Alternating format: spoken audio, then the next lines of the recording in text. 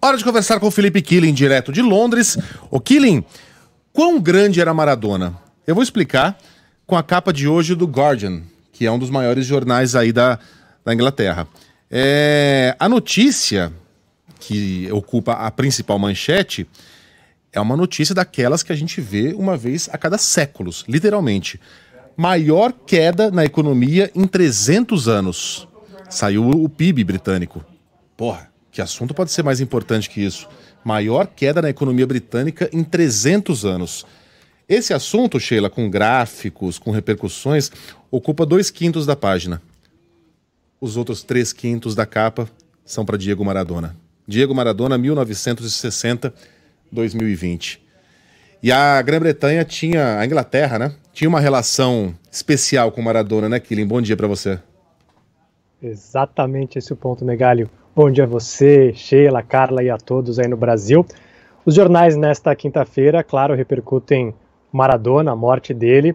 E por aqui o foco é no gol de mão, apelidado a mão de Deus, que aconteceu nas quartas de final da Copa de 86, justamente contra a Inglaterra.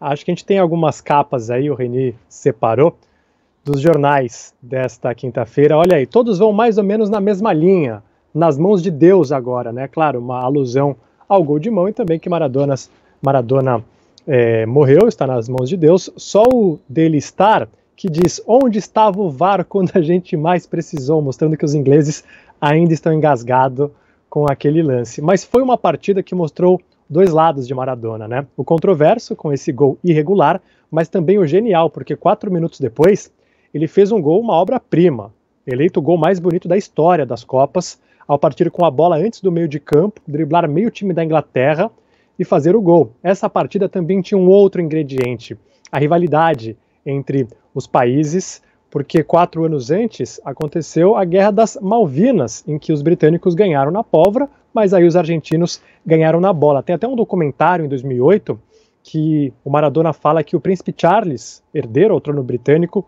queria conhecê-lo e ele disse que não iria apertar a mão, porque ele é um cara que estava com as mãos de sangue, se referindo ao príncipe inglês. A gente fala também muito da devoção dos argentinos, mas não dá para deixar de lado a devoção dos napolitanos. O Maradona foi um divisor de água no Napoli, comandou o time nas conquistas de 2 títulos italianos, os 2 únicos da história. A gente está vendo imagens aí, para quem está nos acompanhando nas redes sociais, de uma vigília e também homenagens que aconteceram durante a madrugada no sul da Itália.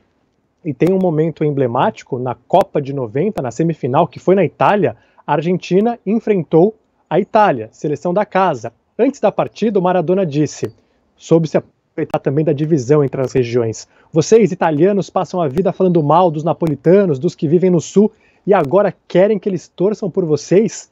E deu certo.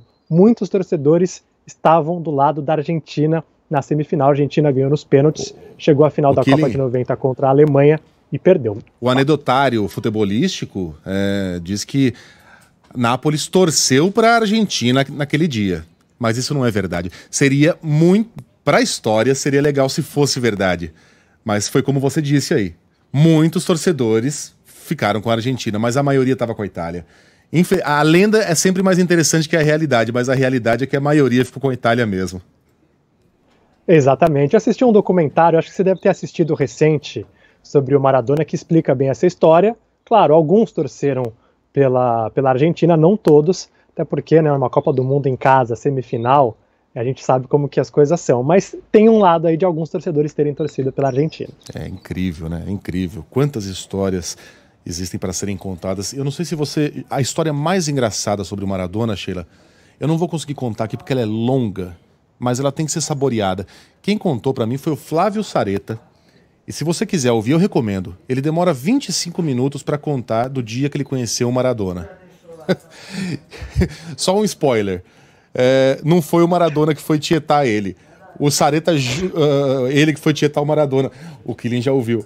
O Sareta jura que foi o Maradona numa boate que foi tietar ele, o Sareta. Olha, Sareta. E era o Maradona. Mas ele demora para contar a história. Vá ao YouTube, escreva Sem Pauta, Flávio Sareta. tá? Vai valer a pena, eu prometo. Aliás, a entrevista inteira é genial. É um programa que eu apresentei, mas eu não tô falando porque fui eu que apresentei, não.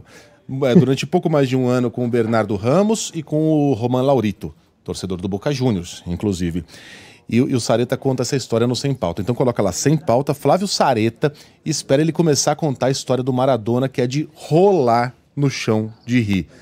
Mas é o que eu falei, demora mais de 20 minutos, eu não vou conseguir reproduzi-lo aqui. Ô, Killing, temos outro assunto, mas eu esqueci qual era. Oxford, eu uso vacinação emergencial, Vacina, né? de Oxford, vamos lá. É que essa notícia repercutiu justo no dia que o Maradona morreu, então muita gente deixou passar, mas há sérios questionamentos sobre os estudos da vacina de Oxford e está em xeque a aprovação para uso emergencial nos Estados Unidos.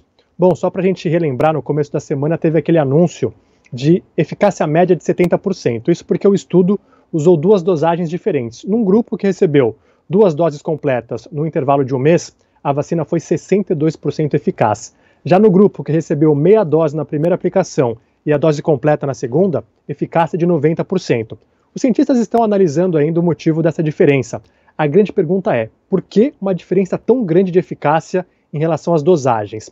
Bom, foram usadas 2 dosagens diferentes por conta de um erro de cálculo no início dos trabalhos. Os pesquisadores perceberam isso e corrigiram a dosagem para os outros voluntários.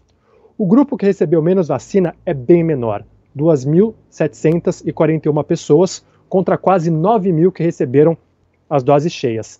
E além de ser um número relativamente pequeno de voluntários que estão nessa eficácia maior, não teve nenhuma pessoa com mais de 55 anos nesse grupo da dosagem mais eficaz, justamente o grupo de risco. E conseguir uma aprovação emergencial com essas lacunas é algo muito difícil. Só para a gente relembrar, as divulgações das principais concorrentes, a Pfizer, BioNTech e Moderna, foram claras e objetivas. A da vacina de Oxford com a AstraZeneca foi confusa, teve um erro de cálculo, inclusive as ações da AstraZeneca caíram após esse anúncio. Então, para aumentar ainda mais a confusão, a AstraZeneca reuniu os resultados de 2 ensaios clínicos concebidos de forma diferentes aqui na Grã-Bretanha e no Brasil, uma ruptura com a prática padrão de relatar resultados de ensaios de drogas e vacinas, escreveu The New York Times. Então, há sérias dúvidas sobre a aprovação para uso emergencial. Ela pode ser eficaz, pode, mas ainda faltam dados para embasar uma aprovação de uso emergencial. Puxa vida. Preocupante. Vamos lá, Carlinha. Vamos sim.